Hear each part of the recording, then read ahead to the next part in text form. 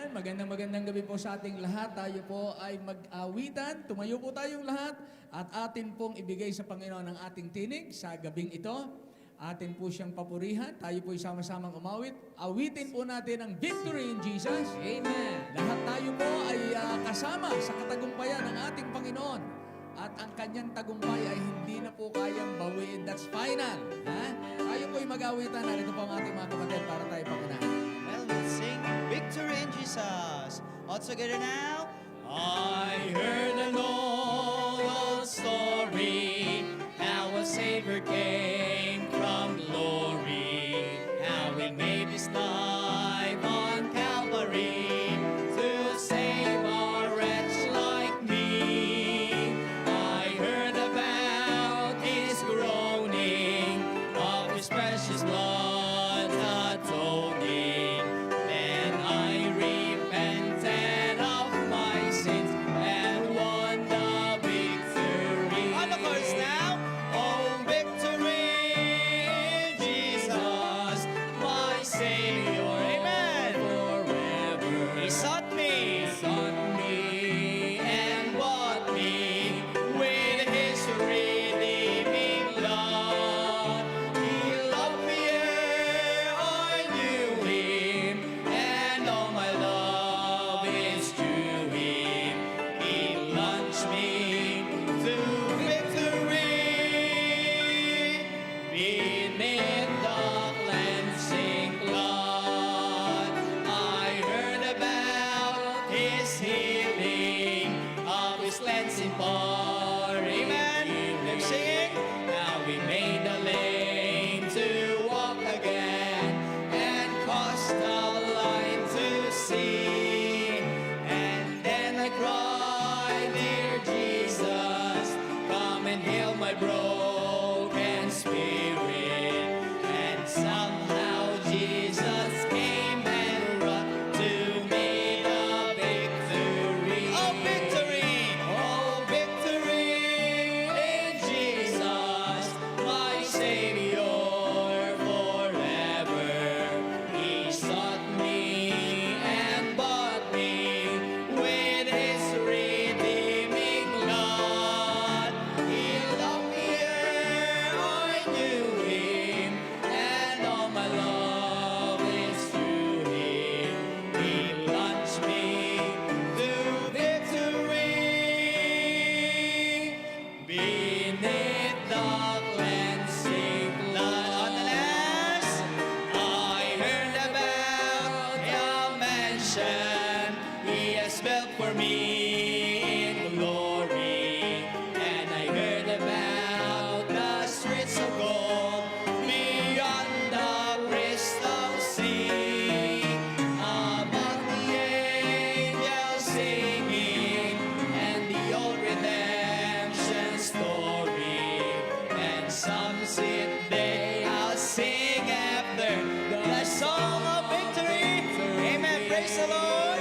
Oh, victory in Jesus, my Savior forever. He sought me and bought me With His redeeming blood. Amen. He loved me ere I knew Him, and all my love is to Him. He launched me to victory beneath the cleansing blood. Amen. Wonderful words of life. Amen.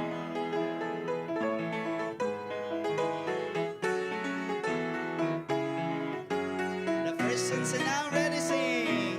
Sing them over again to me, wonderful words of life. Let me more of their beauty see, wonderful words of life. Words of life and beauty, teach me faith and duty. Beautiful words, wonderful words of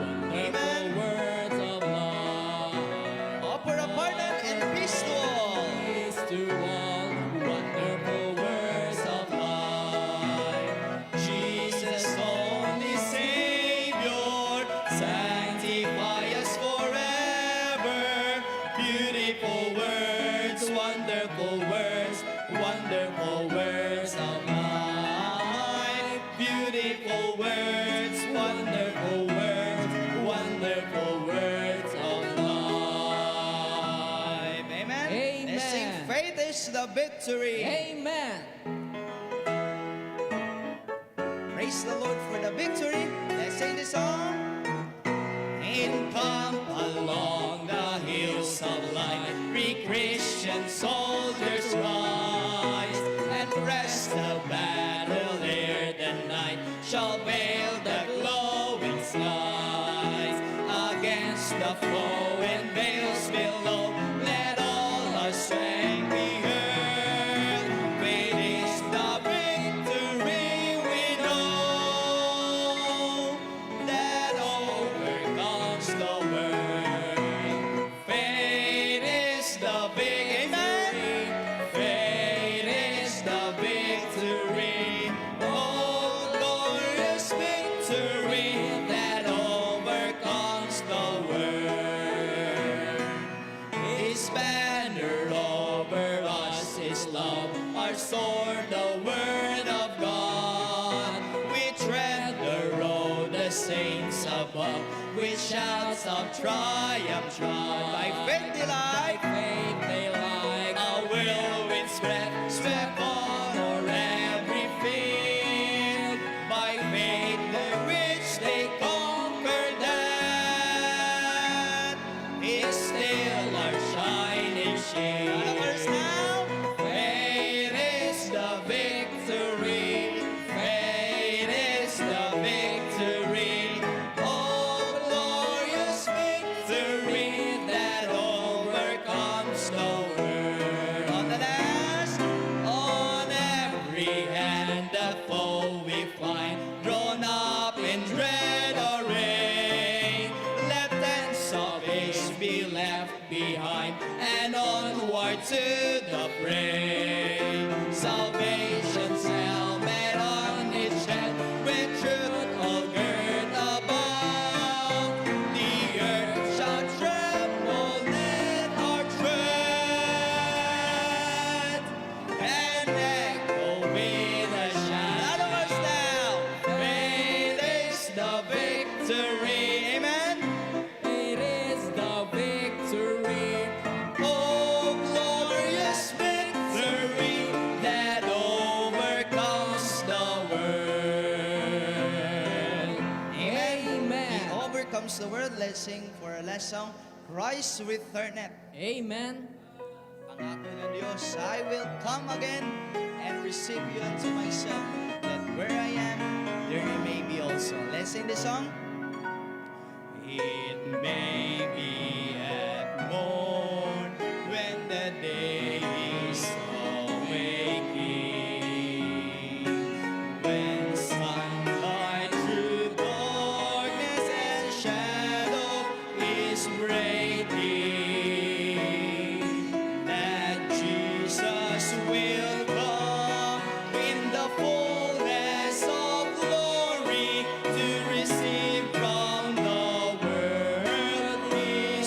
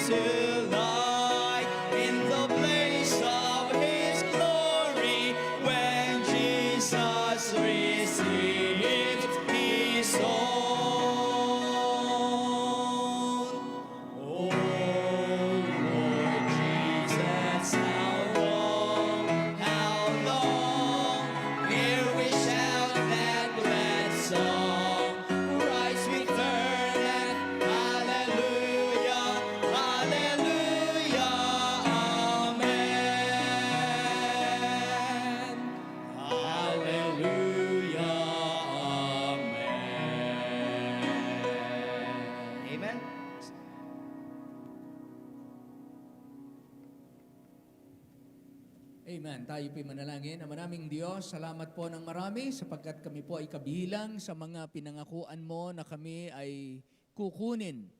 At dahil po ng napakadakilang pangakong ito, kami naman po ay iyong binigyan ng biyaya para hintayin ka sa iyong pagbabalik.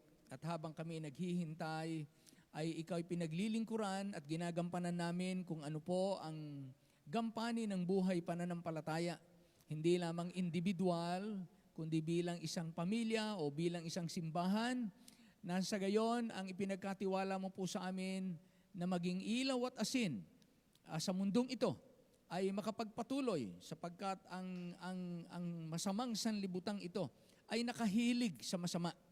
Kaya nagpapasalamat po kami na kami mga ginagamit mo sa aming kapanahunan ng mga mananampalataya sa iba't ibang dako upang mapigilan ang mabilis na kabulukan ng mundong ito. Salamat sa banal na Espiritu na nananahan sa amin sapagkat hindi po namin ito kaya sa aming sarili. Ngunit isang araw, aalisin kami kasama ng iyong Espiritu upang bigyang daan na ang kasamaan ay lalong lalawig dahil po wala na po yung mga asin at ilaw ng mundong ito upang kami naman ay lalong magbunyi sa iyong presensya. Salamat po sa pagkakataon na kami po ay makapagkatipon, magpuri, na gayong ang ganitong klase ng pagtitipon ay talagang kinauuhawan ng mga Kristiyano sa iba't ibang bansa na walang kalayaan, na kinakailangan po nilang itago ang kanilang pagkakatipon, kinakailangan nilang itaya ang kanilang buhay para lang umawit ng sama-sama at mahawakan ng malaya at mabasa at mapakinggan ang iyong salita. Ngunit kami po ay sagana, kaya ito po ay lalo naming pahalagahan, lalo naming ingatan, lalo naming pagtapatan.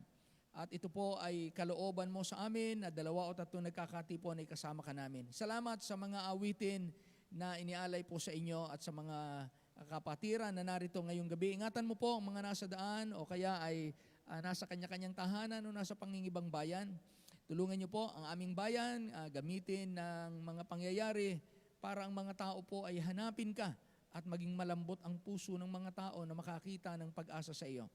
Ingatan niyo po ang bawat isa sa amin, pagpalain niyo po ang mga pagkakatipon sa iba't ibang dako. Dinadalangin namin ang lahat ng ito sa pangalan lamang ng aming Panginoong Hesus. And all the people say amen. Amen. Amen. Maraming salamat po. Magbabasa po tayo 2 Chronicles chapter 9, 1-30. Narito po ang ating mga kapatid para tayo pangunahan. Sound, amen. Tayo po'y manatiling nakatayo. Basahin po natin ang Book of 2 Chronicles, chapter 9, verse 1-30. Basahin po natin ito na masigla, sabay-sabay, at salitan, at sabay-sabay po tayo sa verse 30. Verse 1, At nang mabalitaan ng reyna sa Seba ang kabantugan ni Salomon, siya'y naparoon upang subukin si Salomon sa mga mahirap na tanong sa Jerusalem, na may maraming kakbay at mga kamelyo na may pasang mga espiya at ginto na sagana at mga mahalagang bato. At nang siya'y dumating kay Salomon, kanyang inihiga sa kanya ang lahat na laman ng kanyang dibdib. At isinaysay ni Solomon sa kanya ang lahat niyang tanong, at walang bagay na nalingid kay Solomon na hindi niya isinaysay sa kanya. At nang makita ng reyna sa Seba ang karunungan ni Salomon at ang bahay na kanyang itinayo, At ang pagkain sa kanyang dulang, at ang pagkaayos ng kanyang mga alila, at ang tayo, at ang kanyang mga tagapaglingkod, at ang kanilang mga pananamit, gayon din ang kanyang mga tagahawak ng saro, at kanilang mga pananamit, at kanyang sampahan na kanyang sinampahan sa bahay ng Panginoon, nawalan siya ng loob. At sinabi niya sa hari, tunay na balita ang aking narinig sa aking sariling lupain tungkol sa iyong mga gawa at sa iyong karunungan. Gayunmay, hindi ko pinaniwalaan ang kanilang mga salita hanggang sa ako'y dumating at nakita ng aking mga mata, at narito, ang kalahati ng kalakhaan ng iyong karunungan ay hindi nasaysay sa akin. Ikaw ay humigit sa kabantugan na aking narinig. Mapapalad ang inyong mga tao at mapapalad itong iyong mga lingkod na nagsisitayong palagi sa harap mo at nangakakarinig ng inyong karunungan. Purihin ang Panginoon mong Diyos na nalulugod sa iyo na inilagay ka sa kanyang luklukan upang maging hari na ukol sa Panginoon mong Diyos, sapagkat minahal ng iyong Diyos ang Israel upang itatag magpakailanman, kaya't ginhawa kanyang hari sa kanila upang magsagawa ng kahatulan at ng katuwiran. At siya'y nagbigay sa hari ng 120 talentong ginto at mga espesya na totoong sagana at mga mahalagang bato, ni nagkaroon pa man ng gayong espesya na gaya ng ibinigay ng reyna sa Seba sa Haring Salomon. At ang mga bataan naman ni Hiram at ang mga bataan ni Solomon na nagsipagdala ng ginto mula sa Uper, nagsipagdala ng mga kahoy na algum at mahalagang bato. At ginawang mga hagdanan ng hari ang mga kahoy na algum sa bahay ng Panginoon at sa bahay ng hari, at mga alpa at mga salteryo na ukol sa mga awit, at wala nang nakita pang gaya niyaon sa lupain ng Huda. At ang Haring Solomon ay nagbigay sa reyna sa siba ng lahat niyang nasa, anumang hiningi niya, bukod sa timbang ng kanyang dinala sa hari.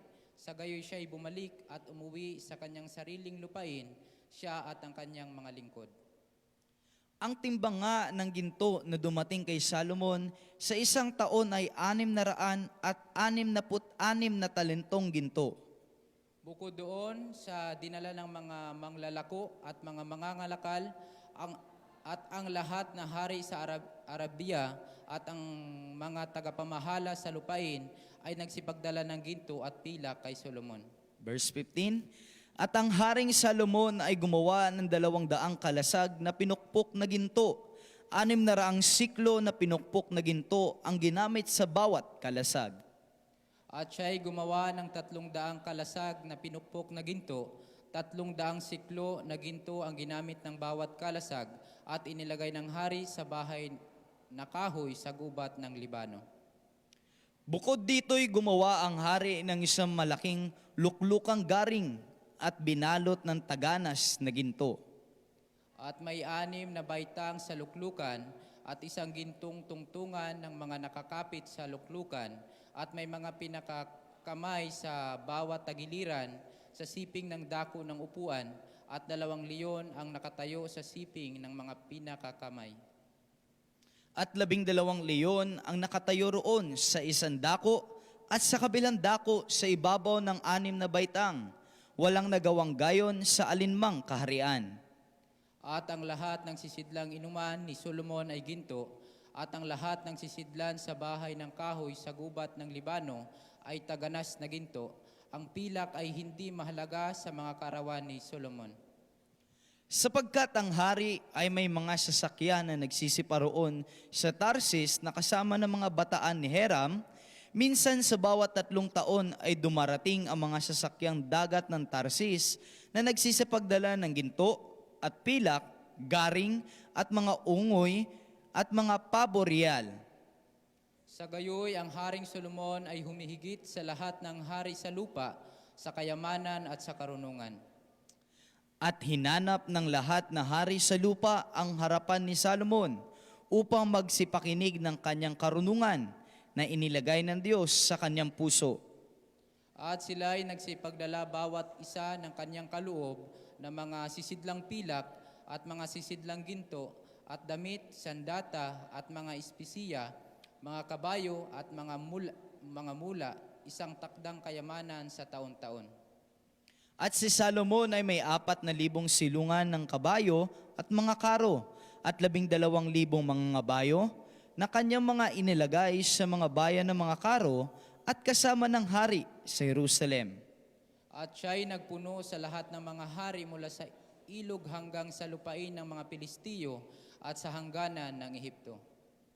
At ginawa ng hari na maging parang mga bato ang pilak sa Jerusalem, at ang mga sedro ay ginawa niyang maging parang mga puno ng sikomoro na nasa mababang lupa dahil sa kasaganaan. At sila ay nagsipagdala ng mga kabayo kay Solomon mula sa Ehipto at mula sa lahat ng mga lupain. Ang iba nga sa mga gawa ni Salomon na una at huli, di ba na nasusulat sa kaysaysayan ni Nathan na propeta at sa panguhula ni Ahazias na Silonita at sa mga pangitain ni Edo na tagakita tungkol kay Jeroboam na anak ni Nabat. Sabay-sabay po tayong lahat. At si Salomon ay naghari sa Jerusalem sa buong Israel na 40 taon. Purihin ang Panginoon sa pagbabasa po ng kanyang salita at lahat po tayo ay maaari na pong makaupo.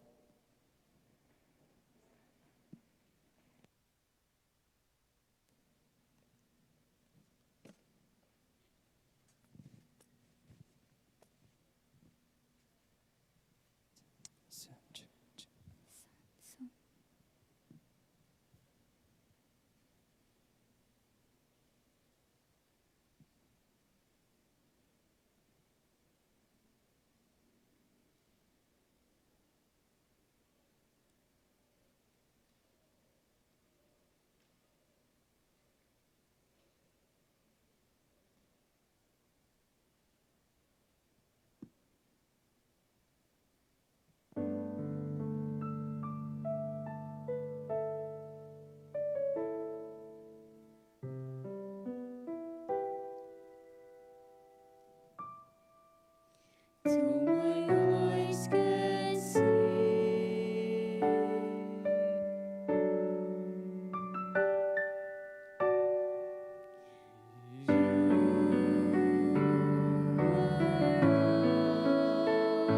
always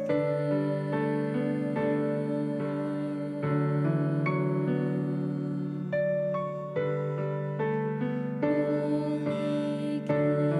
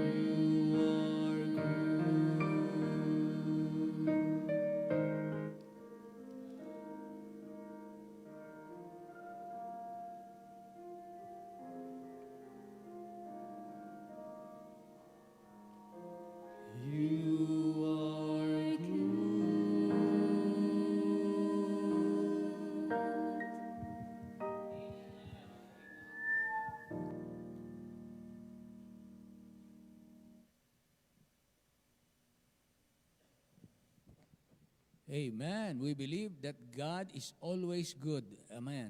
Amen. Tayo po'y tumayong lahat at atin pong buksan na ating Bible sa aklat ng mga awit. Awit 27:14. Psalm 27.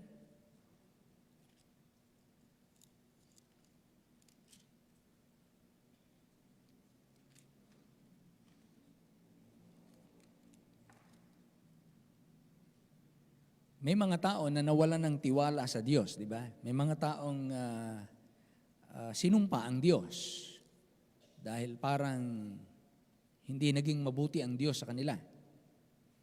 At naniniwala naman tayo na ang Diyos ay mabuti, pero minsan yung paniniwalang yun ay nasusubok. 27:14, basahin po natin. Nariyan na po, say amen? Okay, basahin natin sa English Bible natin. Ready? Begin. Wait on the Lord, be of good courage, and He shall strengthen thine heart. Wait, I say, on the Lord. Tayo po'y mananalangin. Ama naming Diyos, salamat po ng marami, sapagkat ang panahon ay ginagamit mo upang lalong subukin ang puso ng mga nagtitiwala sa iyo. Maging ang mga tao po ay nasusubok at nahahayag ang may pananampalataya at ang walang pananampalataya. Sa mga nananampalataya ay patuloy na naghihintay sa iyo dahil ikaw ay tapat na nangako at ikaw ay tunay na mabuti at hindi mo kinakalimutan ang mga nagtitiwala sa iyo. Ngunit may mga bahagi ng buhay na kinakailangan naming maghintay. At narito po ang inyong salita. Ikaw po ang patuloy na magpatibay sa amin na matutunan naming maghintay sa iyo. At sa paghihintay ay naroon ang aming kalakasan. Kaya pangunahan niyo po kami. Dalangin namin ito sa pangalan ng Panginoong Hesus. Amen. Amen. Amen. Amen. Maraming salamat. At may ganitong sabi ng Bible, mag-antay ka sa Panginoon. Mag-antay ka sa Panginoon. Ikaw ay magpakalakas. Kaya ang ating pong pag-aaral, ikaw ba'y naghihintay pa? Ikaw ba'y naghihintay pa? Dahil yun ang nakalagay sa talata natin, mag-antay ka sa Panginoon. Isa sa pinakamahirap gawin ay maghintay. Sa totoo lang, di ba? One of the most boring thing to do is to keep on waiting. Na talagang... Pero siyempre, pagka tayo maghihintay sa Panginoon, iba ang kahulugan nito. Hindi ibig sabihin, maupo ka lang, wala kang gagawin. Hindi po ganon. Sapagkat iba sa Panginoon. Ang maghintay ay, you just keep on obeying.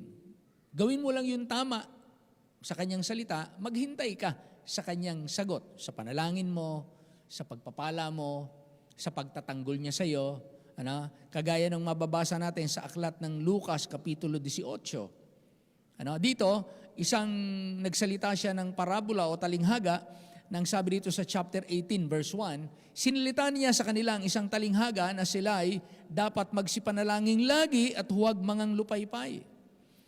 Na sinasabi may isang hukom sa isang bayan. Ito yung kwento, nagkwento siya ng merong aral, meron siyang ibig tukuyin. May isang hukom sa isang bayan na hindi natatakot sa Diyos at walang taong pinagpipitaganan. Talagang, sa Diyos, sa tao, wala siyang pakialam. At sa bayang yaon ay may isang babaeng bao, biyuda, at siya'y naparoong madalas sa kanya na sinasabi, iganti mo ako sa aking kaalit. Siyempre, nung mga panahong yon, ang biyuda, pagka ganyan, wala ka ng asawa, tapos mahirap ka lang, aping-api siya, no? Sabi niya, iganti mo ako sa aking kaalit. At may ilang panahon na siya'y tumatanggi. Madaling tanggihan yung mahirap Dato't pagkatapos, sinabi sa kanyang sarili, sabi ng hukom, bagamat di ako natatakot sa Diyos at di nagpipitagan sa tao, gayon man, sapagkat nililigalig ako ng baong ito, igaganti ko siya. Baka niya ako bagabagin ng kapaparito. Ay talagang makulit, mapilit, hindi natigil, talagang nagsusumamo yung babae, yung balo, talagang Nakikiusap siya. So pabalik-balik. Ito namang hukom, hindi naman siya naaantig. Kaya lang, kahit hindi siya naaawa, naistorbo siya. Ay, naistorbo. Hindi naman niya pinagmamalasakitan pero sabi niya, gayon pa man, sapagkat nililigalig ako ng baong ito, igaganti ko siya. Baka niya ako bagabagi ng kapaparito. Kaya meron pong merong so maliwanag dito sa Bible natin. Maliwanag, mahalaga yung consistency. Mahalaga yung consistency. Mahalaga yung tuloy-tuloy. Mahalaga yung tuloy-tuloy. Maging sa pag-aaral, mahalaga yung tuloy-tuloy. Pag hindi ka nagtuloy-tuloy, hindi ka makatapos. Mahalaga yung tuloy-tuloy. Pag magtatayo ka ng building, hindi mo tinuloy-tuloy, hindi ka rin makakatapos. Di ba? May mga bagay na kapag tuloy-tuloy, ultimately, nakakamtan. Kasi may power yung tuloy-tuloy. Tuloy-tuloy. Dahil minsan, sabi nga natin, maaring ginagawa mo yung iyong best, pero hindi mo ginagawa, hindi mo naaabot yung what is required. Ganun ang marami At ganun po, naranasan din natin yan. You keep doing your best, you keep on doing your best, at nagiging tanong natin, ginagawa ko naman yung aking best. Nagtatapat naman ako, pero bakit hindi pa rin dumarating yung aking hinihiling? Ba't hindi ako nagtatagumpay o ba't hindi ako umuunlad na kagaya ng iba? Well, maaring ginagawa natin yung ating best, pero yung ating best ay mas mababa sa what is required. Kaya kinakailangan magtuloy-tuloy dahil sa pagpapatuloy, maaring maabot mo yung what is required. Di ba? Ganun maraming ganyan sa Bible. Merong required na haba ng panahon. Di ba si Abraham at saka si Sarah, pinangakuan ng Panginoon ng anak. Ginawa naman nila yung kanilang best. Talaga namang nagsama sila, hindi sila naghiwalay. For 10 years, hindi pa rin nagkaanak. For 15 years, hindi pa rin nagkaanak. Wala pa rin. 20 years, ano yun? Tama, 20 years, wala pa rin anak. Hindi nila alam na yung palang requirement ng Panginoon, it will take them 25 years. Yung palang re-require ng Panginoon na panahon na gusto niya na, okay, Abraham, kinakailangan, pinangako kita magkakaanak ka at the age of 75, pero bibigyan kita ng anak at the age of 100. Kaya pagdating ng edad na 100 ni Abraham, yun na yung required age na bibigyan siya ng Diyos, ng miracle. At binigyan siya ng anak. So, there are times, hindi mali yung iyong ginagawa. Minsan, sinisisi natin, we question ourselves, na minsan, ang kailangan lang, tuloy-tuloy.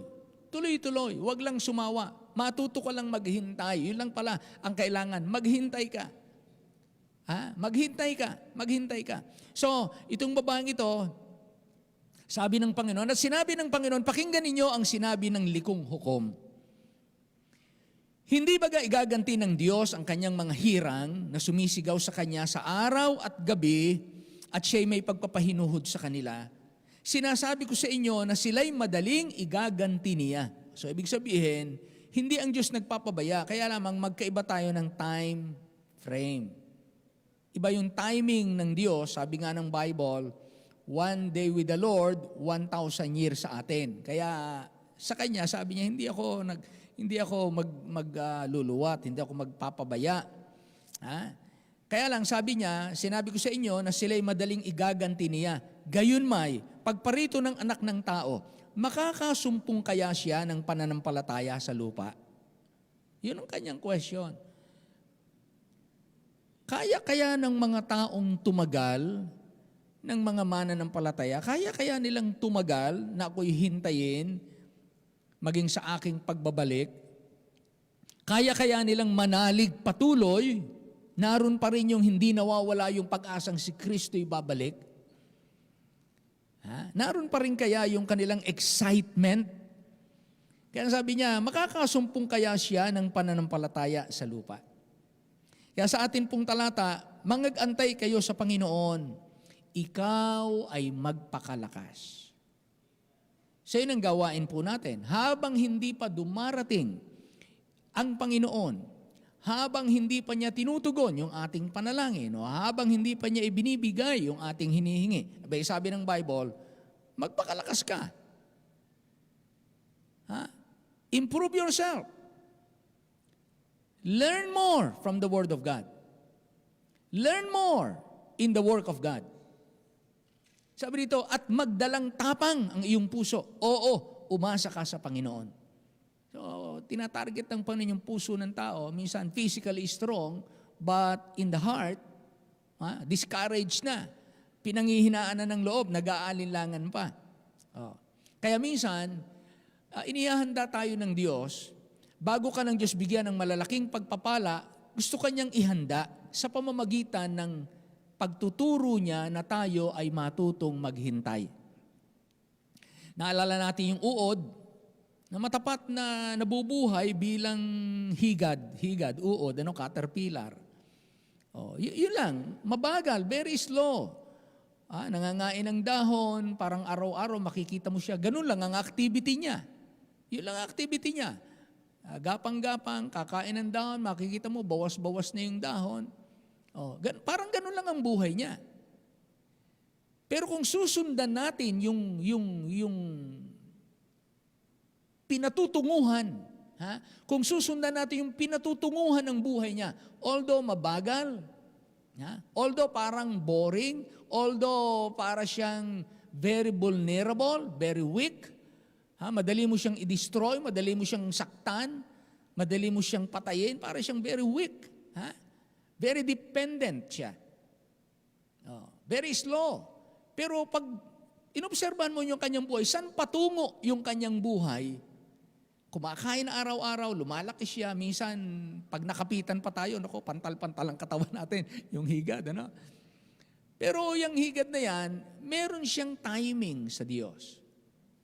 Naghihintay siya ng kanyang pagbabago. Yung kanyang ginagawang patuloy na paggapang, pagkain, pag-i-stay dun sa provision ng Diyos sa kanya, yun ay part ng kanyang buhay, papunta sa pagiging paru-paro.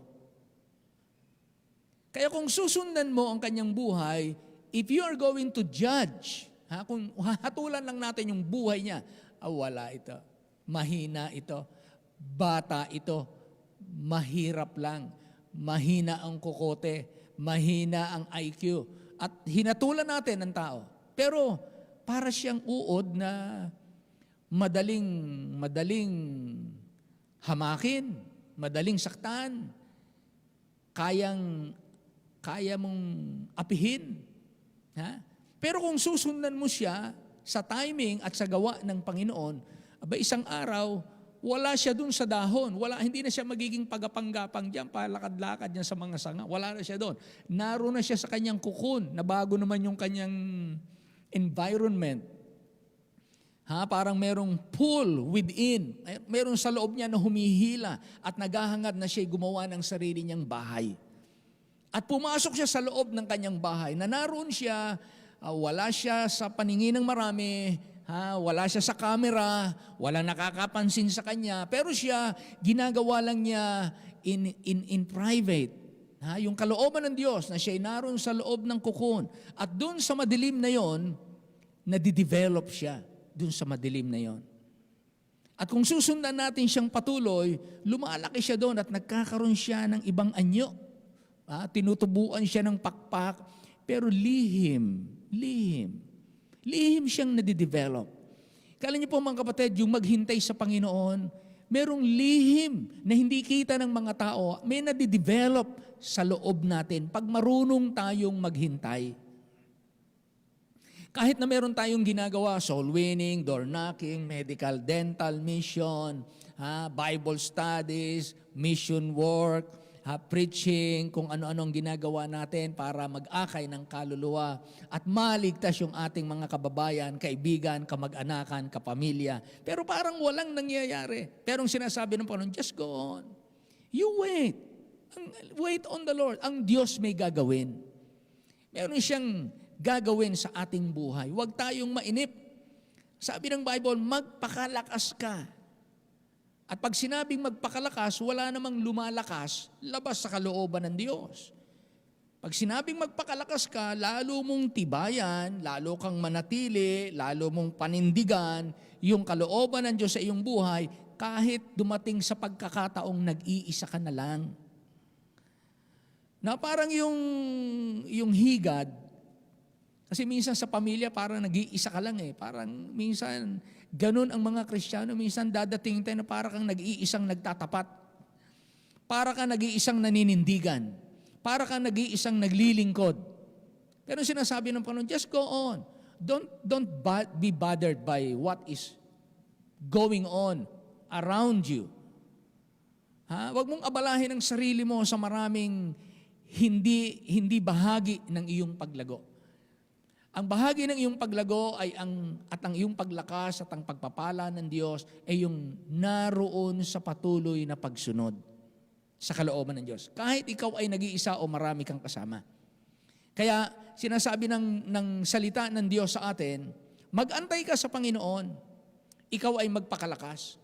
So mga kapatid, kung ito'y ibinigay na ng Panginoon, at alam ng Panginoon ang mag-intay para sa atin ay hindi ganun kadali. Naniniwala naman tayo na ang Panginoon nagbibigay ng gantimpala sa mga natutong maghintay sa Kanya. Kagaya po ng pinag-usapan nating uod. Sa Isaiah 40:31, ganito din po ang diwa, no? Ngunit silang nangaghihintay sa Panginoon, Isaiah 40:31. Ngunit silang nangaghihintay sa Panginoon. Kaya ang tanong, ikaw ba ay naghihintay pa sa Panginoon? Naghihintay ka pa ba? Say amen. Marunong na tayong maghintay, natuto na tayong maghintay. Huwag lang tayong matutukso na bitawan yung paghihintay sa Panginoon. Ngunit silang nangaghihintay sa Panginoon ay magbabagong lakas. Tignan niyo yan. Parang paro-paro, di ba? Yung uod na naghihintay sa kanyang pagbabago, continuous lang siya. Pero ang sabi rito, darating ang panahon, magbabagong lakas. Abay, instead na paggapanggapang lang siya, napakabagal pa. Abay, pagdating ng panahon, paru-paro na malaki ang pakpak at palipat-lipat kung saan-saan ngayon. Iba na yung kanyang lakas. Iba na ang ginawa ng Diyos sa kanyang buhay. Hindi siya umalis. Hindi siya nagmaktol. Hindi siya nagrebelde sa plano ng Diyos sa kanya. Kaya ang sabi dito, sila'y paiilang lang. Papaitaas. Na may mga pakpak na parang mga agila. Sila'y magsisitakbo, hindi mga papagod. Sila'y magsisilakad, hindi manghihina. Iba't ibang Iba't ibang tawag ni dito? Iba't ibang facing ng buhay. Iba't ibang facing. Iba yung bilis ng lumilipad. Iba yung bilis ng tumatakbo. Iba yung bilis ng lumalakad. Pero kung saan ka man yan dalahin ng buhay, anumang facing ng buhay, sabi ng Bible, sila'y magsisila at hindi manghihina. Bakit po? From human or natural strength to divine strength. Yan ang maranasan. Kaya sabi rito, silang nangaghihintay. Itinuro ng Bible. Silang nangaghihintay sa Panginoon. Mangagbabagong lakas. Pangako yan. Katotohanan yan. Batas yan. Hindi yan magbabago. Ibig sabihin, wala kang ibang pupuntahan kundi palakas ka ng palakas. Huwag ka lang babago. Maghintay ka lang sa Panginoon. Matuto kang maghintay. Kung anong sabihin niya, you stay, you stay. When God says go, you go. Kaya may kasabihan tayo, it is dangerous to go when God says stay. But it is dangerous to stay when God says go. So we wait on the Lord. Sabi ng Bible nung una, si Kristo, sabi niya sa kanyang mga alad, huwag kayong pupunta sa mga hintil. Pupunta lang kayo sa mga anak na Israel. Kaya ang soul winning nila, nung time ng Panginoong Hesus, ang soul winning nila, puro lang mga Hudyo, Israel lang. Huwag kayong pupunta sa mga hintil. Doon lang talaga sila. Wala pang world mission. Pero after niyang mamatay at mabuhay na muli, sabi niya, go ye into all the world. Go ye into all the world. Waring sinasabi niya nung time na yon, dahil wala pa pong nananahang Holy Spirit, at ang Holy Spirit hindi pa ibinibigay, hindi pa ninyo kaya ang world mission. You cannot do it. Wala kayong Holy Spirit, panghihinaan kayo sa mararanasan ninyo. Hindi nyo yan kakayanin. At hindi pa sapat ang inyong kaalaman, hindi pa sapat ang inyong paglago, hindi pa rin ito ang time, meron pa siyang order sa buong daigdig. Pagdating nung time na after na siyang mag-resurrect, at ang mga mananampalataya mismo kasi before, bago siya mabuhay na muli, yung mga alagad mismo hindi naniniwala sa muling pagkabuhay. Naalala nyo? Hindi sila naniniwala pa, hindi pa sila kumbinsido na si Kristo mabubuhay na muli. Kaya nung si Kristo mabuhay na muli, ay sabi ni Tomas, nako, ano bang nabuhay na muli? Maniniwala lang ako pagka yung daliri ko na ipasok ko sa kanya, nasalat ko yung sugat niya sa palad, at na ipasok ko yung daliri ko sa kanyang tagiliran. Maniniwala ako na nabuhay nga siyang muli. O, tingnan niyo yan. Hindi nga siya naniniwala si Kristo yung Diyos Nung time na yun, bago mag-resurrect. Di wala naman si Jesus noon. Nung magsalita si Tomas. Kasi nung magpakita ang Panginoon, last week nagpakita ang Panginoon, wala si Tomas, absent. Nung magpakita ang Panginoong Jesus, wala si Tomas, absent. Nung naroon naman si Tomas, wala ang Panginoong Jesus. Pero nung dumalo si Tomas, ang ginawa ng Panginoon, nagpakita ngayon. At tinawag niya si Tomas, Tomas, halika rito. Yung daliri mo, salatin mo yung aking palad at ipasok mo dito sa aking tagiliran, sa sugat ng tagiliran ko. Kaya nagsalita si Tomas. Sabi niya, Panginoon ko at Diyos ko. So hindi niya sinabing Panginoon ko at Diyos ko dahil nagulat, kundi dahil namangha siya. Wala si Jesus nung sabihin niya yung salitang yun, ang pag-aalinlangan niya. Abay, pagdating ng Panginoong Jesus, kabungad-bungad sa kanya, kung ano yung sinabi niya, inulit ng Panginoon, alika rito, idait mo rito yung, salitin mo ang palad ko, pati yung tagiliran ko. Ibig sabihin, na-realize ni Tomas, abay talagang hindi tao ito, alam yung sinabi ko kahit wala rito. Nadinig ako kahit wala siya rito. Kaya sabi niya, Panginoon ko at Diyos ko. Confession, declaration of faith. Hindi naman itinama ni Jesus. Bakit? Kasi tama Tama na siya ay Diyos. Kaya mahalaga po yung naghihintay sa Panginoon, nagbabagong lakas. So yung dating hindi nila pininiwalaan, later on, nagsilakas sila. Natutunan nilang sumunod. At habang sila'y sumusunod, unti-unti ng Diyos binubuksan, parang, kumbaga, parang bawat araw, meron ang Diyos regalo na nakabalot, na hindi mo alam kung anong nasa loob. Pagdating ng araw na yun, bubuksan yung regalo niya sa iyo, kaya ang tawag diyan nga ay present tense. Present. Ito yung regalo ng Diyos. Pagbukas mo ng araw na yan, hindi mo alam kung ano meron. Minsan, susurpresahin ka na lang ng Diyos. Yung panalangin mo, nandyan na. Yung malaking pagkakataon, nasa iyo na. Kaya, sabi rito, silang nangaghihintay sa Panginoon, mangagbabagong lakas. Gusto niyo ba yon? Magpanibagong lakas tayong lahat. Amen? Yun ang kailangan ng maraming simbahan. Panibagong lakas. Alam niyo po, yung maraming simbahan na nasira, nawala, backslide yung pastor, backslide yung mga membro, nag-away-away, nangawala, ganyan, Nanghina yung mga membro. Nanghina ang leader. Pero salamat, kahit na gano'n na nangyari, dahil may Espiritu ng Diyos, muli tayong tinuturuan, ginagabay, nagsisilakas, at yung iba, nakakapunta na lang sa ibang simbahan. At doon sila nagpapakalakas. Doon sila nagpapatuloy maglingkod. I think si brother, nagkwento sa akin, ilang taon kayo hindi nagsisimba? 6? 6 na taon. Na hindi nagsisimba. Pero, mananampalataya. Pero salamat, sabi niya, Pastor, dito ko na ipagpapatuloy yung paglilingkod ko. Amen. Salamat. Yun Andun ang kalakasan. Tandaan po ninyo, sabi ng Bible sa Lumang Tipan, hindi makapanganak dahil kulang ng lakas. Mahalaga yung lakas Para mailuwal mo ang bata, abay kinakailangan may sapat kang lakas. Tama ba yun, sister? Dapat may sapat kang lakas. Kasi pag umiri ka at wala kang lakas, abay hindi lalabas yung bata. Labas-masok. Paglabas, ang haba ng ulo, parang upo.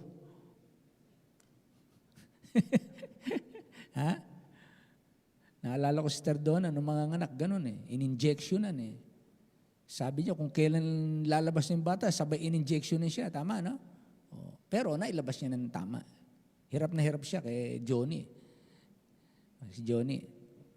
Kasi laking bata ni Johnny nung ilabas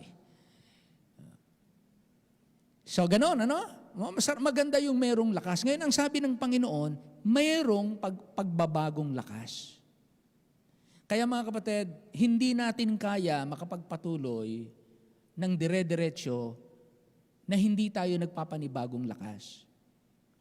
May mga time talaga sa buhay natural sa Kristiyano na bumabagal, humihina, tumitingin sa paligid, iniinda yung nararamdaman, nabibigatan sa kanyang pasan, nangihina ang loob sa ganito. Pero sabi ng Bible, okay, kahit na yan ang nararanasan mo, may panghihina, may panglalata, pero ikaw magiging kakaiba. Kasi yung iba nang hina na, nang lata na, ikaw hindi pa. Bakit? Kasi dire-diretso ko lang sa kalooban ng Diyos, naghihintay ka sa Panginoon. Ngayon, ako ang magpapadala ng panibagong lakas.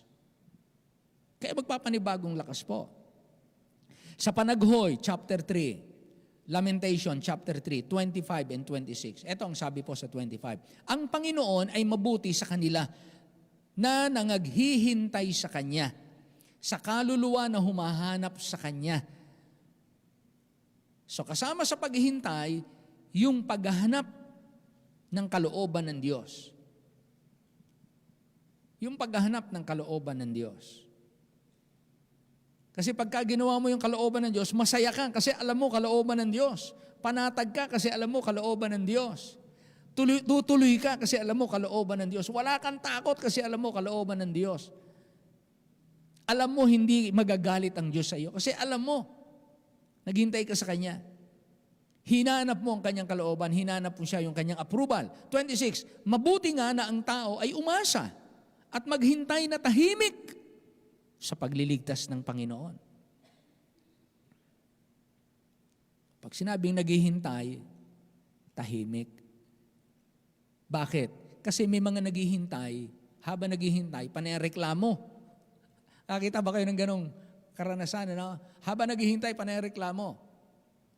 Kaya meron tayong kasabihan, if you are complaining, you are not waiting. So don't complain. Because waiting, if you are waiting, you will not complain. If you are complaining, you are not waiting. Mga dalagat binata, wait. Wait. Sa time nyo, huwag niyong unahan yung timing. Wait, pagka tamang panahon, masaya yan, madali yan, maganda yan. Kaya sabi rito, mabuti nga na ang tao ay umasa at maghintay na tahimik sa pagliligtas ng Panginoon. May mga bahagi sa ating buhay kailangan alisin tayo ng Diyos, iligtas tayo ng Diyos sa ganitong kalagayan. Sa kahihiyan, sa pasanin, sa mga obligasyon na dapat nating matugunan, Lord, naghihintay kami sa iyo. Ganon, ano? Awit 37:7.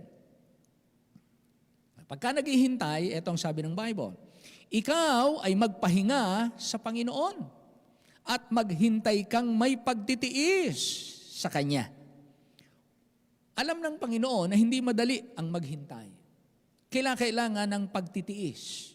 Pero ang sabi rito, magpahinga ka sa Panginoon. Kaya habang tayo naghihintay, panatag ang ating kalooban, hindi ka nababagabag, hindi ka nag-aalala, you are not worrying, you are resting. Hindi ka madaling tatanda, hindi ka madaling atakihin sa puso, hindi ka ma-high blood agad, hindi ka magkakamali-mali dahil galit ka na, kundi ang sabi rito, you are resting. Huwag kang mabalisa ng dahil sa Kanya na gumiginhawa sa Kanyang lakad. Kanyang lakad, Gumiginhawa sa Kanyang lakad dahil sa lalaki nagpapapangyari ng mga masamang katha. Lumalakad ng Kanya, masama ang Kanyang pamamaraan, masama ang Kanyang ginagawa, pero gumiginhawa. Kinikilala ng Panginoon na may mga taong pag tinignan mo sila materially, maginhawa sila, pero mali, illegal, corrupt ang kanilang pamamaraan. Sabi ng Bible, huwag kang mabalisa. Huwag kang mag-alala. Don't worry. Huwag kang maapektuhan ng mga gumiginhawa sa kanyang lakad. Kaya huwag tayong makikisama ng loob, huwag tayong makiki-stress. Pagka nababalita naman natin, talaga namang nakaka-stress. Pero huwag na nating hayaang pagka nakita natin, may stress ka lang, palampasin mo na. Huwag na kayong magtagal. Dahil nayayamot lang kayo sa nababasa nyo, nadidinig ninyo, kung yung binabasa nyo at naririnig ninyo, nakakayamot lang sa inyo, at na-stress, nasisira lang araw nyo, ang mood ninyo nasisira. Huwag na nating panoorin, huwag na nating pakinggan, huwag na nating basahin. Huwag na nating samahan. Huwag na nating puntahan. Bakit? Tayo po ang pipili kung ano ang magiging epekto sa ating buhay. Kaya sabi rito ng Bible, kung makita mo yung mga taong gumiginhawa, pero lumalakad sa kanilang sariling lakad na may mga masamang katha, huwag kang mabalisa nang dahil sa kanya. Awit 33, 20 and 22. Awit 33, 20, 22. So tinuturo ng Panginoon sa atin, tinatawag ng Bible na faith rest technique. Faith rest technique. Alam mo, kita mo na may problem. Kita mo na mayroong need. Alam mo na wala kang kakayanan. Pag nabagabag ka, hindi naman magkakaroon. Pag nagpaka-stress ka, hindi naman lilitaw yung sagot. Ang sabi ng Panginoon, magpahinga ka sa Panginoon. Umasa ka sa Kanya. Magtiwala ka sa Kanya. Magpakalakas ka. Oho. 20. Hinihintay ng aming kaluluwa ang Panginoon. Siya'y aming saklolo at aming kalasag. Aming saklolo, aming kalasag. Of course, pag may kalasag ka, may atake. Yun yung pananggalang, di ba? Yun yung kalasag. Bukod sa ikaw ay nasa kalagayan na para kang lulubog, kailangan mo ng sasaklolo. Pag may umaatake, kailangan mo ng pansalag. Sabi niya, yung aming saklolo at saka aming pangsalag, isa lang, ang Panginoon pa rin. Sapagkat ang aming puso ay magagalak sa Kanya. Sapagkat kami ay nagsitiwala sa Kanyang banal na pangalan. Kailangan, alam natin yung mga kahulugan ng pangalan ng Panginoon. Inaaral natin, nadidinig natin. Alam niyo naman ang pangalang Jesus. Sapagkat ang aming puso ay magagalak sa Kanya. Sapagkat kami ay nagsisitiwala sa Kanya sa banal niyang pangalan. Sumaamin nawa ang iyong kagandahang loob, O Panginoon, ayon sa aming pag-asa sa iyo. Yung kagandahang loob ng Panginoon, ako'y naniniwalang ang Diyos maganda ang kalooban sa lahat ng tao. Naniniwala ba kayong ang Diyos maganda ang kalooban sa lahat ng tao? Oo, nako. Sabi ko nga, pagka ang Diyos, minahal lang, iilan, at hindi niya minahal lahat ng tao. Pinagmalasakitan niya, iilan. Pinagmalasakitan, hindi lahat. Hindi ganun pala kabuti ang Diyos. Sa kakaunti lang pala siya mabuti. Sabi ng Bible, ang tawag ng Bible, God who is rich in mercy. Kaya nagiging tanong ko, kung ang Diyos ay mayaman sa awa, naniniwala ako na kaya niyang kaawaan ng lahat. Ngayon, kung siya'y maaawa lang sa kakaunti, paano siya naging rich in mercy? Hindi siya naawa dun sa nakararami. Hindi siya ganun kayaman sa awa. Sabi ng Bible, God who is rich in mercy. Masasabi mo lang na siya rich in mercy kapag ka lahat ng nangangailangan ng awa, kaya mong kaawaan at hindi nauubos ang iyong awa. At talagang mayaman nga. Kaya tayong lahat kaawaan. Hindi Hindi ganon. Kung kakaunti lang ang kinaawaan ng Diyos at yung iba'y kinusa niyang hindi kaawaan, ay hindi siya mayaman sa awa. Hindi siya ganun kayaman. Hindi ganun ang Diyos na ipinakikilala ng Biblia. Ang Diyos ay talagang mayaman sa awa. Micah chapter 7. Kaya itong ating dalangin, sumaamin nawa ang iyong kagandahang loob. Doon tayo aasa, yung kagandahang loob ng Diyos. Micah 7:7, ngunit sa ganang akin, ako'y titingin sa Panginoon. Sabi ni Micah. Ako'y maghihintay sa Diyos ng aking. Napansin niyo yun? Sa ganang akin, ako'y titingin sa Panginoon, ako'y maghihintay sa Diyos ng aking kaligtasan, didinggin ako ng aking Diyos. Napansin niyo? It's me and Him relationship. Relasyon na ako at ang Diyos. Itong talatang ito na sinasabi ni Micah. Saganang akin, hindi ko alam ang relasyon nyo sa Diyos, sa ibang tao. Pero ako, yung relasyon ko sa Diyos, sabi niya, sa Kanya ako titingin. Ewan ko kayo, pero ako sa Panginoon ako titingin. Tinuturo ng Bible sa atin. Binibigyan tayo ng aral at ng guide na yung pagtingin sa Panginoon, kanya-kanyang desisyon, kanya-kanyang pagpili, kanya-kanyang choice. Kaya kung ayaw ng iba tumingin, nag-aalinlangan ang iba, sabi ni Micah, sa ganang akin, ako, titingin ako sa Panginoon. Sa ganang akin, sa Diyos ako maghihintay. Sa ganang akin, itong paniniwala ko, sabi ni Micah, didinggin ako ng aking Diyos. Kaya lahat po tayo, sa Panginoon umasa. Sa Panginoon natin panghawakan. Ang kaligtasan, didinggin ako ng aking Diyos. Awit 62:5. Awit 62:5. Kaluluwa ko, maghintay kang tahimik sa Diyos lamang, sapagkat ang aking pag-asa ay mula sa Kanya. Siyempre, ang Diyos na ating pag-asa, gumagamit siya ng pangyayari, gumagamit siya ng tao, gumagamit siya ng himala, gumagamit siya ng pagkakataon. Ang kailangan lang maghintay kang tahimik sa Diyos. Ibig sabihin talagang, you are not bothered. Tahimik. Maghintay ka sa Panginoon. Di ba malalim yung ilog na tahimik? Yung tubig na malalim, tahimik. Hindi siya mabato.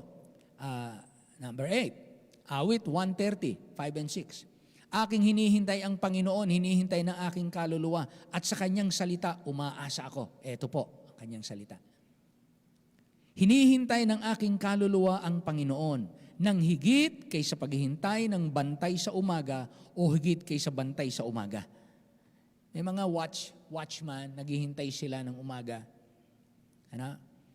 Hinihintay ng aking kaluluwa ang Panginoon ng higit kaysa paghihintay ng bantay sa umaga. O higit kaysa bantay sa umaga. Ano ba ibig sabihin nito?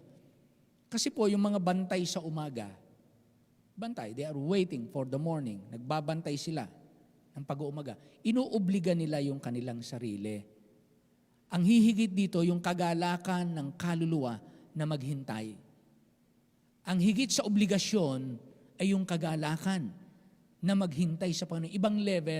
Ibang level. Hindi na obligasyon, kundi kagalakan. Isaiah 30 verse 18. At dahil dito, maghihintay ang Panginoon upang siya'y maging mapagbiyaya sa inyo. Ang Panginoon naghihintay din upang siya'y maging mapagbiyaya sa inyo. At kaya't magbubunyi siya na siya'y magdadalang habag sa inyo, sapagkat ang Panginoon ay Diyos ng kahatulan. Mapapalad yaong lahat na nangaghihintay sa Kanya.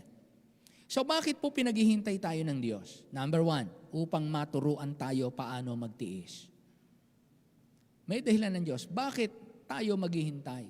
Gusto tayong turuan ng Diyos paano magtiis. Kaya sabi Santiago, mangagtiis nga kayo, mga kapatid, hanggang sa pagparito ng Panginoon. Kaya tinuturuan tayo magtiis. Narito, inaasahan ng magsasaka ang mahalagang bunga ng lupa na may pagtitiis. Gaya ng magsasaka. Nag-ahantay. May pagtitiis. Hanggang sa tanggapin ang ulang maaga at huli. Mangagtiis din naman kayo, pagtibayin ninyo ang inyong mga puso. Verse 8, sapagkat ang pagparito ng Panginoon ay malapit na. Ay, salita ng Panginoon yun, malapit na siyang dumating.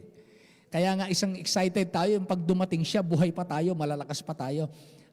Yung hindi na tayo mamamatay. Ang sarap nung ganung buhay, no? Sino ba yung kausap ko minsan? Gustong-gusto nang bumalik ang Panginoon. Sabi ko, oo nga, talagang parang masarap yung abutin na tayo ng rapture lahat. Kaya lang, kung magra-rapture ngayon, hindi natin alam sino yung mga maiiwan. Tiyak ba kayo, nakasama kayo sa rapture? Say amen? Ako, tiyak ako. Nagtanong na ako nagtanong. Nung bata pa ako sa panahon, dami ko nang katatanong eh. Alam, talaga bang ligtas ako? Talaga bang ako'y, totoo nga kaya ang kaligtasan? Totoo nga kaya ang Diyos? Paano kung walang Diyos? di kami aasa-asa nang wala naman pala. Ha? Ako mismo, I question the existence of God, the reality of God, the reality of my salvation experience. At talagang I question. Pero salamat po dahil ang Bible talagang unrefutable. Ang salita ng Diyos ay talagang laging mapapatunayang totoo. At talagang may Diyos. Ha? Talagang may Diyos. Kahit nga ang diablo naniniwalang may Diyos tama lang na maniwala tayo. Kaya maghintay po tayo at magtiyaga sa kanyang plano. So bakit pinaghihintay tayo ng Diyos? Para matutunan natin paano magtiis. Tandaan po ninyo, you are on the way to a greater blessing and to a better version of you, better version of you. While you are in the process of waiting. At pag pinag-usapan natin yung waiting, hindi ibig sabihin niya nakatunganga, walang ginagawa. Kundi pinag-uusapang waiting, you believe what God said, and you keep on obeying what God said. And you are waiting sa kanyang blessing. You are waiting sa promotion. You are waiting sa healing. You are waiting sa iyong answered prayer. You keep on doing. Ang pagdalo sa panambahan ay kasama sa bahagi ng process ng waiting. Kasi this is doing the will of God. Kaya tuloy-tuloy lang po sa pagsamba. Tuloy-tuloy lang sa pananampalataya. Hindi modelo yung iba. Pastor, bakit yung iba hindi nadalo? Iba sila Sila yun. Hindi sila nadalo. Bahala sila. Basta ikaw, sabi nga ni Micah, as for me, ako, ay maghihintay ako sa Panginoon. Ako, magtitiwala ako sa Panginoon. Ako, didinggin ako ng Panginoon. Basta ako, at saka ang Panginoon, ang maayos ang relasyon. Tiwala ko nasa Kanya. So, do not be affected. Kasi iba-iba po ang dahilan. Baka naman kaya wala dito. Talagang mang may dahilan. Basta ang mahalaga, ikaw may dahilan ka para narito. Kung dumating yung time na meron kang talagang sapat na dahilan, ba't wala ka rito? Ganon din. Kaya una, para tayo matutong magtiis. Pangalawa, para tayo palakasin sa ating pananampalataya. Bakit niya tayo pinaghihintay? Para matuto tayong i-exercise natin yung ating faith. You keep believing. Kaya sabi ng Panginoon, pag ako ba dumating sa lupa, makasumpong pa ako ng may tiwala na ako'y babalik? Kaya kinakailangan po, okay, tingnan natin to. Go to Romans chapter 4. Gusto ko to Kasi sabi ng ating lesson ngayon, ang paghihintay ay para sa ikalalakas natin. Tingnan niyo po ito. Sabi rito, chapter 4 ng Romans, verse 19. 19. Ano ang nakalagay? And being not weak in faith. Pag hindi ka mahina sa pananampalataya, sabi ng Bible, he considered not his own body now dead. When he was about 100 years old, neither yet the deadness of Sarah's womb. So ibig sabihin, dahil ng pananampalataya, hindi siya mahina sa pananampalataya, hindi niya itinuring na yung 100 years old na lalaki ay hindi na pwedeng manganak. At yung 90 years old na babae ay hindi na pwedeng magbuntis. Dahil si Abraham ay hindi mahina sa pananampalataya, look at verse 20. He staggered not at the promise of God. True unbelief. Hindi siya napaghapay-hapay. Yun yung lasing staggering He staggered not at the promise of God. Hindi siya ganon-ganon sa pananampalataya sa pamagitan ng hindi pananampalataya. Kung ano sabi rito, verse 20, but was strong in faith, giving glory to God. Meron pa ba ako nun? Ganun pa ba yung faith ko? Do I have a strong faith? Ikaw ba, do you have a strong faith?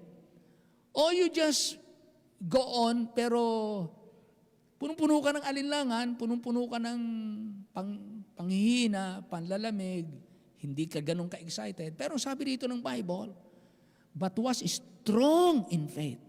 And that strong faith gives glory to God. Giving glory. Present progressive. Ha? Giving glory. Present progressive. Nananalig siya ngayon, nagbibigay ng kaluwalhatian ng Diyos, at patuloy pa rin siyang matibay na nananalig at patuloy na nagbibigay ng kaluwalhatian sa Diyos. Hindi siya nag-aalinlangan na siya bibigyan ng anak. Magkakaanak pa rin kami. Strong in faith. So gusto niya tayong palakasin sa pananampalataya. Gusto niya exercise natin yung pagtitiwala sa Diyos. Pangatlo, upang linisin ang ating puso. Bakit tayo pinaghihintay ng Diyos? Binibigyan tayo ng panahon para alisin niya yung mga maling ugali natin. Linisin, palitawin ng Diyos. O, tingnan mo, pagka ikaw pala'y hindi binigyan ka agad, ayan ka, ganyan ang ugali mo pag hindi ka binigyan agad.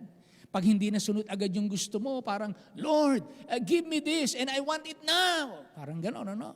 Sabi ng Panginoon, huwag mong pilipitin yung kamay ng Diyos. Ang pananalangin ay hindi natin pinipilipit yung kamay ng Diyos. Ano, Panginoon, bigay mo, pili, di kita bibitawan.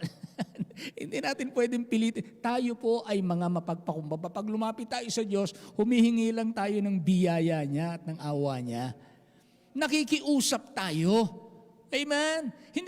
Hindi natin utusan ang Diyos na parang genie na pag kiniskis mo yung Bible mo at nanalangin ka, ang Diyos ay biglang lilitaw. Sabihin mo kung anong gusto mo at bibigay ko sa iyo. Hindi ganun genie ang Panginoon na, Master, give 3 wishes and I will give it to you. Hindi po ganun ang Diyos. Nagpapakumbaba tayo sa biyaya, sa trono ng biyaya ng Diyos. So, pinaghihintay niya tayo upang linisin ang ating puso. Pinaghihintay niya tayo upang ihanda ka para sa mas malaking biyaya. Remember, gusto ng Diyos, bago kanya bigyan ng malaking pagpapala, na ihanda niya na muna yung iyong puso. Tingnan niyo, yung mga hindi handa sa pagpapala, inilagay ng Diyos sa posisyon sa gobyerno. Inilagay sa gobyerno, sa posisyon ng gobyerno. Anong ginawa doon sa posisyon? Anong ginawa doon? Palibhasa hindi handa humawak ng posisyon na naroon yung malaking alok. Naroon yung malaking opportunity na magnakaw o magsinungaling o mandaya o mabilis na pagyaman and so on. Hindi handa. Pagdating mo doon at inalok sa'yo doon, tangay ng alon. Tangay ng agos. Kung ano yung nangyari sa mga nauna, nangyari din sa'yo. Bakit? Hindi ka pa handa, huwag kang magmadali dyan. Kung hindi ka handa, nung isang araw, may kakausap kami ng mga pastor. Sabi ko nga sa kanila, alam nyo, madaling magsabing, Lord, nawa bigyan kami ng malaking simbahan, maraming membro, malaking offering, maginhawang buhay. Alam, madaling sabihin yun madaling hingin. Pero let us learn from Moses. Sabi ni Moses, Panginoon, kung kami ay dadalahin mo dun sa lupang pangako na binubukalan ng gatas at ng pulot, pero hindi ka namin kasama, ha? Kung kami makakarating sa lupang pangako pero hindi ka namin kasama, abay Panginoon, wag mo na kaming dalhin doon. Kung ako'y gagawin mong professional at pag ako'y naging professional at saka ako magiging worldly at hindi na ako maging faithful Christian, abay wag mo na akong gawing professional. Hindi maganda, hindi bagay sa akin. Kung ako'y payayamanin mo at sa pagyaman ko, ay doon ako magkakasala at lalayo sa Diyos, ay wag niyo na ako, Panginoon, dalhin sa pagyaman. Kaya minsan, baka marahil ganun, hindi tayo payamanin, hindi bagay sa atin. Hindi pa panahon. Hindi pa ito yung time. I'm preparing you. I'm preparing you. So we just wait. Walang masamang yumaman kung payayamanin tayo. Pero mapalad yung mga pinayaman ng Diyos, pinagpala ng Diyos, and then meron silang capacity na ihanda ng Diyos ang heart nila. And they are obedient. Na kapag binigyan sila ng pagpapala ng Diyos, kaya na lang ipagtapat yung malalaking bagay sa Diyos. Mahirap po yung tumanggap tayo ng maraming pagpapala, tapos yun ang sumira sa atin. Kaya, bakit tayo pinaghihintay ng Diyos upang ihanda para sa mas malaking biyaya? So just enjoy the process. Enjoy the process. Parang caterpillar. Bakit ginawa kanyang uod? Pinakikita ng Diyos ang aral ng buhay. Kung susunod ka sa plano ng Diyos, hindi ka mananatiling mahina, mabagal, vulnerable. Ha? While you are in the process of obeying, you are on the way to become a beautiful emperor butterfly. Pambihira, no? Alam niyo ng emperor butterfly, lalaki niyan. Ha? Bakit tayo tinuturuan maghintay? Upang maturuan tayong magpakumbaba. Isa po yun. Kinakailangan matutunan natin maging humble. Alam naman natin na ibinagsak ni Lucifer. Kayabangan, pride. Upang patatagin ang kalooban. Matuto tayo, masanay tayo, tumanggap ng iba't ibang uri ng kabiguan, kahirapan, pasanin, and then patuloy ka pa rin. Malakas ang loob mo. Pagdating ng panahon at ibinigay na ng Diyos yung hinihiling mo in the process of time, may mga tao na gano'n naman ang pinagdadaanan. Ikaw naman ngayon na nagsasabi sa kanila, Brad, sister, nako, ganyan din, higit pa dyan ang dinaanan namin. Kung makikita mo yung buhay namin nung una, hindi kami ganito nung una. Kung makikita mo kami nung una, nako, kung hindi man tayo pareho, baka mas malala pa kami sa inyo. Pero kung ano man yung pinaggagawa ng Diyos sa amin na napakaganda ngayon, dumaan kami sa process.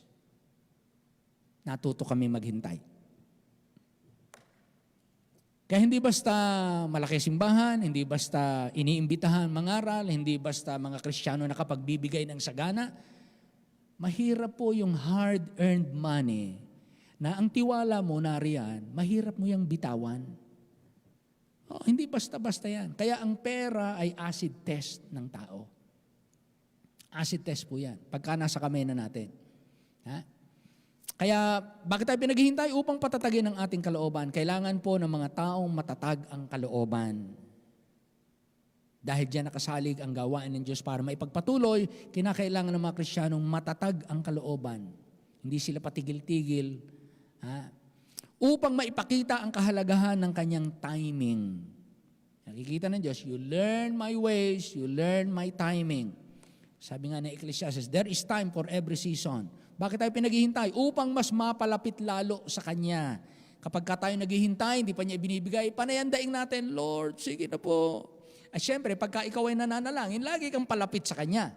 Ha? Pagka ikaw ay nangangailangan, lagi kang palapit sa Kanya. Gustong-gusto ng Diyos yun yung palapit ka ng palapit.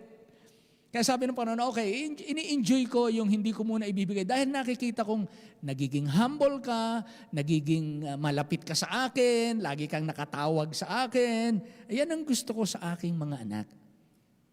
Na yung tiwala, naniniwala silang God is listening. Naniniwala silang God still cares for me. Ha? Upang mas mapalapit lalo sa Kanya. Upang maturuan ka ng skill ng buhay. Yung skill, yung tinatawag nating faith rest technique. Pagka hindi, okay, bahala ang Panginoon dyan. Basta ako, gagawin ko lang yung tama, bahala na ang Panginoon. I will leave to God the rest. And upang maging patotoo sa iba. Bakit kanya tinuturuan maghintay? Isang araw, yung sagot ng Diyos at pagbabago ng buhay, you will become a good testimony. Kaya lahat po tayo may kanya-kanyang kwento na may ibabahagi sa iba't iba. But keep on waiting. Sabi ng Panginoon, ako'y maghihintay sa Kanya, titingin ako sa Kanya, tatawag ako sa Kanya, at diringgin niya ang aking dalangin. Ama naming Diyos, salamat po ng marami sa gabing ito. Tulungan niyo po kami na ang panahon ng paghihintay ay huwag naming ituring na kami dinudurog ng Diyos. Huwag naming ituring na kami kinalimutan, pinabayaan ng Diyos. Maaring kami nasa waiting period, nasa time of waiting on the Lord. At yung time na yan, ng paghihintay, mapuno ng masigasig na paglilingkod, pagsunod, pagsamba, pagpupuri, pananalangin, pamumuhay na may katapatan dahil kami sa iyo naghihintay. Ikaw ang aming saklolo, ikaw ang tutugon ng aming dalangin. Ikaw ang magpapagaling ng aming karamdaman, ikaw ang magbabago ng aming kalagayan, ikaw ang babago ng sitwasyon. You are in control of everything. Tulungan niyo po na sa iyo kami manalig, magtapat, at magpagamit at maglingkod. Salamat po sa bawat isa na patuloy mong pinalalago at patuloy nyo kaming palaguin. Naghihintay sa iyong pagbabalik. I-bless you po bawat isa. Dalangin namin ito sa pangalan ng Panginoong Jesus. Amen. Amen. Tayo po tumayong lahat. Awitin natin yung about faith. About faith. Faith is the victory. Inawit na ba natin yung kanina? Yes, sir. Inawit na natin. Sige. Keep walking with the Lord. Ay, matitle lang. Keep walking with the Lord. Yan naman walk of faith yan. Hindi tayo basta nabubuhay na ano. We keep walking with the Lord. Everyone. Jesus wants to keep us in His care. Everywhere we go is always there. He can give us joy beyond compare. Walking in the goodness of the Lord. Keep walking with the Lord all the way. Keep trusting in His word every day. Keep looking for the sun. Watch and pray. Keep walking, trusting all the way. Looking, watching, praying every day. If we follow Jesus, He will lead. He will then supply our every need. Absolute success is guaranteed. Walking in the goodness of the Lord. Keep walking with the Lord all the way. Keep trusting in His word every day. Keep looking for the sun. Watch and pray. Keep walking, trusting all the way. Looking, watching, praying every day. Jesus is our Savior, God and King. We can look to Him for everything. After all is done, let's shout and sing. Walking in the goodness of the Lord. Keep walking with the Lord all the way. Keep trusting in His word every day. Keep looking for the sun. Watch and pray. Keep walking, trusting all the way. Looking, watching, praying every day. Amen. What a good practice. Watching, looking, watching, praying every day. Amen. Ama naming Diyos, salamat po sa mga bagay na natutunan namin sa iyong salita kahit nung una pa man hanggang ngayon. Patuloy niyo kaming paalalahanan, turuan, hubugin, akayin, patnubayan. Ikaw ay tunay na mabuti. Hindi ka nagbabago, kami po ang pabago-bago. Pero dahil kami tinuturuan mo at inaakay mo, natututunan po namin na manatili sa iyong salita at gawin ang tama sa iyong paningin. Pagpalaan niyo po ang aming pagkakaloob na ito'y kagalakan ng aming puso na gampanan. Salamat po sa iyong pagtugon sa aming pangangailangan. Lagyan mo kami lagi ng kaligayahan na gawin ang tama. Kagaya po ni Micah na, as for me, sa akin, I don't know about others. But for me, sa iyo ko titingin. Pagpalaan niyo po ang bawat kaloob, magkakaloob, at lalo kaming pasaganain, at lalo kaming maging tapat, at lalo mo kaming ihanda na mapagtiwala na mas malalaking pagpapala pa. Hiling namin ang simbahang ito patuloy mong gamitin sa loob at labas ng aming bansa. At ang mga pamilya, mga kapatid na ito, ikaw naman po ang mag-utos ng pagpapala mo'y sumaaming lahat. Ito po aming dalangin sa pangalan ng Panginoong Jesus. Amen. Amen. Amen. Tayo po magtipo ng ating mga kaloob. Amen.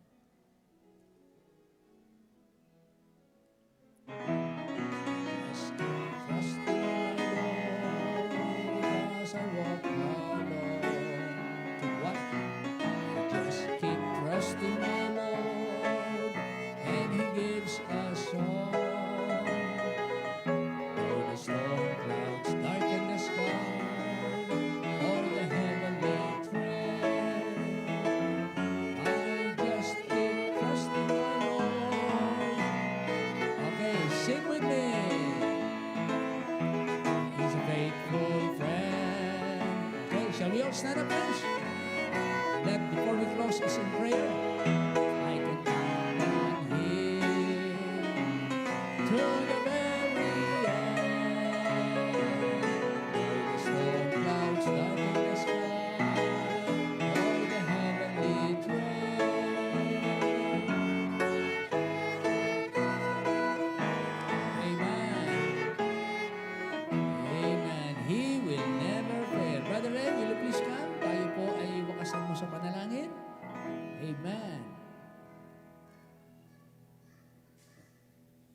So this coming Sunday, last Sunday is our last Sunday para sa ating anniversary Sunday.